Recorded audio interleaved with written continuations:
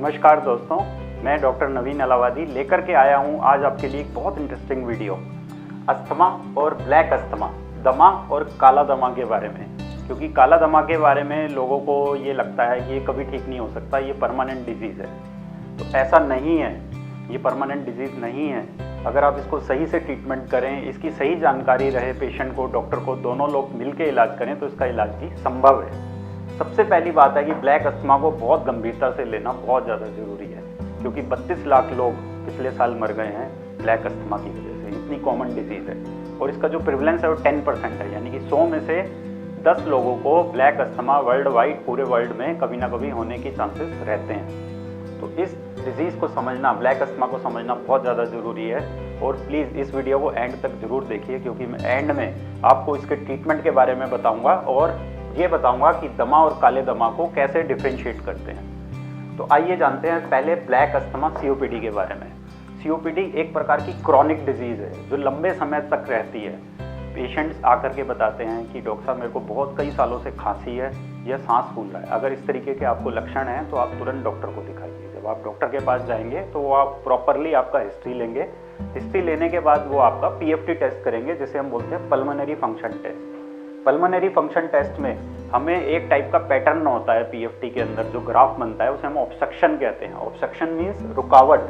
जो ये हवा के पाइप होते हैं आपके, इसकी दीवार में सूजन आ जाती है। सूजन आने की वजह से हवा का रास्ता नैरो हो जाता है। तो ये नैरोइंग की वजह से पेशेंट को सांस फूलती है, सीटी की आवाज़ें आती हैं छाती से, क्योंकि जब हवा पास होती है नैरो पैसेज से तो एक सीटी की आवाज़ आती है, साउंड की आवाज़ आती है, विसल की आवाज़ आती है। तो पेशेंट कहते हैं सांस फूलता है, सीटी की आवाज़ें आती हैं और खांसी आती है लंबे समय से, या बलगम गिरता है लंबे समय से।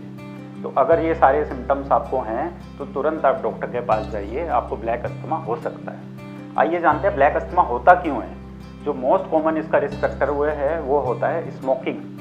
जो सीओपीडी के पेशेंट होते हैं जनरली हिस्ट्री देते हैं कि उनको कई सालों से वो स्मोकिंग कर रहे हैं, कई महीनों से, कई सालों से मल्टीपल पैक्स ऑफ सिगरेट वो पी लेते हैं या बीड़ी के बंडल पी लेते हैं, तो उनको सीओपीडी होने के चांसेस ज़्यादा रहते हैं। नेक्स्ट रिस्क फैक्टर इसका पोल्यूशन होता है। जो हमारा इन्वायरमेंटल स्मोक होता है, जो पोल्यूटेंट्स होते हैं, वो भी एक सीओपीडी का मुख्य कारण है, जो कि मेट्रो सिटीज़ में ज़्यादा कॉमन है। अगला रिस्क फैक्टर होता है बायोमास फ्यूल एक्सपोजर। जो हमारी फीमेल्स में सीओपीडी होता है वो बायोमास फ्यूल एक्सपोजर की वजह से होती है, क्योंकि कुछ फीमेल्स हमारी विलेज एरिया में लकड़ी में या चूल्हे में खाना बनाती हैं, तो उसमें जो धुआं निकलता है वो धुआं जब हमारे लंग्स में जाता है और पाइप में ब्लॉकेज करता है, उसको फिर हम सीओपीडी कहते हैं। आइए अब जानते हैं अस्थमा।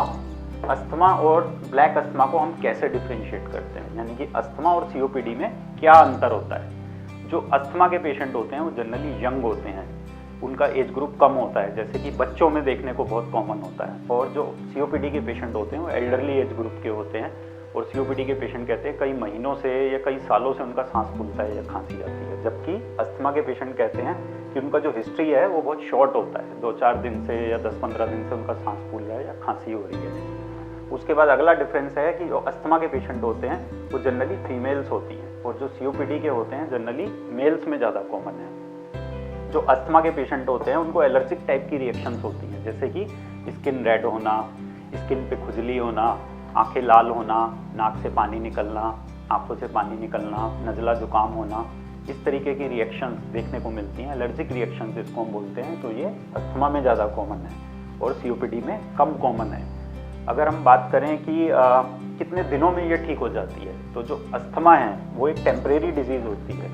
ये बिना ट्रीटमेंट दिए भी कभी कभी खुद ही रिवर्स हो जाती है। जैसे मौसम बदला, पेशेंट को सांस फूली, जब मौसम चेंज होता है तो कभी कभी बिना दवाइयों के भी अस्थमा ठीक हो जाता है। और जो सीओपीडी है उसमें हमें दवाइयाँ लंबे समय तक लेनी पड़ती हैं। कुछ एक इनहेलर होते हैं जो पेशेंट को लाइफ लॉन्ग भी लेने पड़ते हैं। आइए अब जानते हैं ट्रीटमेंट के बारे में कि ट्रीटमेंट हम सीओपीडी का कैसे करेंगे और अस्थमा का कैसे करेंगे। क्योंकि जब सीओपीडी कोई डॉक्टर किसी पेशेंट को लेबल कर देता है तो साथ में ये भी बता देते हैं कि ये परमानेंट डिजीज़ है, ये कभी ठीक नहीं हो सकती। पेशेंट पहले ही डिमोटिवेट हो जाते हैं। तो पेशेंट को मोटिवेट करना बहुत ज़रूरी है, क्योंकि ये डिज़ीज़ जो है ये भी ठीक हो सकती है, ऐसा नहीं है कि ठीक नहीं हो सकती। सीओपीडी का अगर हम प्रॉपर इलाज करें, पेशेंट इस बीमारी को समझें, डॉक्टर और पेशेंट मिलकर इलाज करें, तो सीओपीडी का इलाज भी संभव है। तो सीओपीडी के ट्रीटमेंट में हम ब्रोंकोडायलेटर नाम की दवाइयाँ होती हैं वो देते हैं। ब्रोंकोडायलेटर भी दो तरीके के होते हैं, शॉर्ट एक्टिंग होते हैं, लॉन्ग एक्टिंग। शॉर्ट एक्टिंग मतलब जो छोटे समय के लिए काम करते हैं, लॉन्ग एक्टिंग जो लंबे समय तक काम करते हैं। तो जो सीओपीडी में हम देते हैं ब्रोंकोडायलेटर वो लंबे समय वाले देते हैं जनरली, और अस्थमा में हम शॉर्ट एक्टिंग ब्रोंकोडायलेटर जो छोटे समय के लिए काम करते हैं वो दवाइयाँ देते हैं। इसके अलावा जो सीओपीडी और अस्थमा के ट्रीटमेंट में मोस्ट कॉमनली प्रिस्क्राइब्ड दवाई होती है वो होती है स्टेरॉइड। कोई भी पेशेंट सीओपीडी का किसी भी डॉक्टर के पास जाए या अस्थमा का जाए तो सबसे पहले स्टेरॉइड लिख देते हैं। कोविड में भी हमने देखा पेशेंट ने बहुत स्टेरॉइड लिए, स्टेरॉइड के साइड इफेक्ट्स भी बहुत आए, जैसे ब्लैक फंगस भी देखने को मिला स्टेरॉइड की वजह से।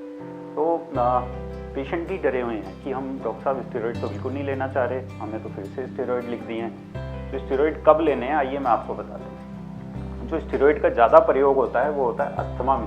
सीओपीडी में जो स्टेरॉइड देते हैं वो हम छोटे समय तक दे करके लंबे समय तक कुछ एक ब्रोंकोडायलेटर दवाइयाँ होती हैं वो देते हैं, जबकि अस्थमा में स्टेरॉइड का प्रयोग ज़्यादा होता है और बहुत शॉर्ट ड्यूरेशन के लिए होता है। अस्थमा में स्टेरॉइड बहुत लंबे समय तक देने की जनरली ज़रूरत नहीं पड़ती है। स्टेरॉइड की दवाइयों के बाद बात आती है वैक्सीनेशन की। जो भी सीओपीडी के पेशेंट हैं वो प्रॉपरली वैक्सीनेट करवाएं, और एक तरीका होता है जिसे हम बोलते हैं पल्मोनरी रिहैबिलिटेशन। पल्मोनरी रिहैबिलिटेशन के माध्यम से जो सीओपीडी के पेशेंट हैं उनको सिखाया जाता है, बीमारी के बारे में समझाया जाता है, उनकी डाइट बताई जाती है, उनको क्या लेना है क्या नहीं लेना, कितना व्यायाम करना है, कितना सोना है, वैक्सीनेशन करवाना है। वैक्सीनेशन करवाना सीओपीडी के पेशेंट में बहुत ज़रूरी होता है, क्योंकि ऐसे पेशेंट जिनको एक बार सीओपीडी हो जाता है उनको निमोनिया होने की संभावना ज़्यादा रहती है। जो हम वैक्सीनेशन करते हैं इन्फ्लुएंजा का और निमोकोकल का वैक्सीनेशन करते हैं सीओपीडी पेशेंट में। और जो कोविड की वैक्सीन है वो तो दोनों को ही लेनी है, अस्थमा पेशेंट को भी लेनी है, सीओपीडी पेशेंट को भी लेनी है। वैक्सीनेशन के बाद जो बहुत इंपॉर्टेंट स्टेप है ट्रीटमेंट में वो है स्मोकिंग सेजेशन। हमें पेशेंट की स्मोकिंग छुड़वानी होती है, और पेशेंट बहुत ज़्यादा डिमोटिवेटेड इसलिए भी होते हैं क्योंकि कई लोग उनको बोल देते हैं कि स्मोकिंग तो कभी नहीं छूट सकती। ऐसा नहीं है, स्मोकिंग को भी हम प्रॉपर काउंसलिंग करके ट्रीटमेंट करके स्मोकिंग को भी छुड़ा सकते हैं। स्मोकिंग छुड़ाने में कई बारी हम निकोटिन चिंगम या निकोटिन पैच या वेरेनिसिलिन नाम की नई नई दवाइयाँ आजकल आई हैं 1 साल से इंडिया में, उसको भी हम प्रयोग कर सकते हैं। तो अगर पेशेंट की विल पावर है और हम काउंसलिंग ठीक से करें तो स्मोकिंग को भी छुड़ाया जा सकता है। तो आपने देखा फ्रेंड्स ट्रीटमेंट में कितना फ़र्क है, दोनों बीमारियों में कितना फ़र्क है।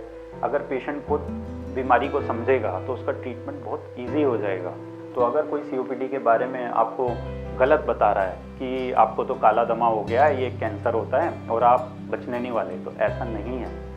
आप प्रॉपरली बीमारी को समझें, उसका इलाज करें और उसको आप सीरियसली लें सारी चीज़ों को, जो भी डॉक्टर बता रहे हैं। स्मोकिंग छोड़नी है, उसको किस तरीके से छोड़नी है, डॉक्टर आपकी हेल्प करेंगे। वैक्सीनेशन लेना है, कब लेना है, कहाँ लेना है, उसमें भी डॉक्टर आपकी हेल्प करेंगे। दवाइयाँ कब बढ़ानी है, कब घटानी है, टीएफटी टेस्ट कब करना है, एक्सरे कब करना है, सब डॉक्टर आपका करेंगे। तो आप अपने डॉक्टर को दिखाइए, और ऐसा नहीं है कि सीओपीडी ठीक नहीं हो सकता है। अगर प्रॉपरली ट्रीट करें तो इसका ट्रीटमेंट भी पॉसिबल है। आई होप मैंने आपको सीओपीडी और अस्थमा के बारे में काफ़ी डिटेल में समझाने का प्रयास किया।